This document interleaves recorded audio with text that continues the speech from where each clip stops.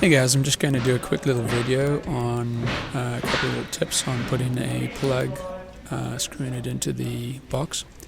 You'll see here that this box is loose.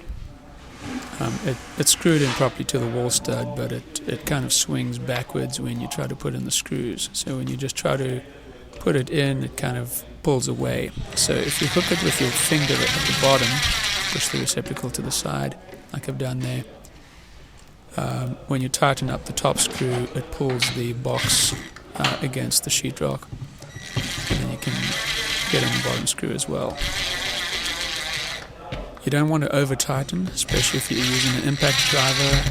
You don't want to bend the strap. That's the metal part that you see at the top and the bottom.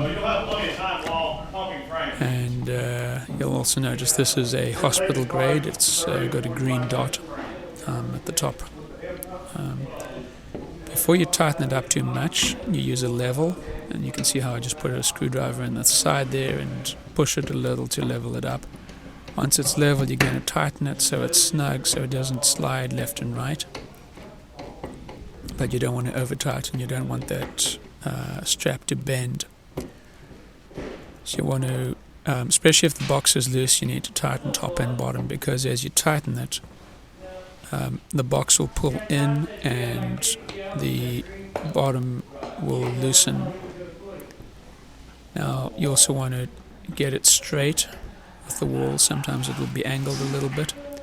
You can just bend that by hand, or you can use a water pump pliers to bend the strap a little if it's really not straight at all. And you got the cover on. That's just for these ones, just a single screw in the middle. You want the cover to end up flush with the surface of the plug socket. And you don't want to tighten it so much that it bends in. It should be flush and level. Thanks for watching.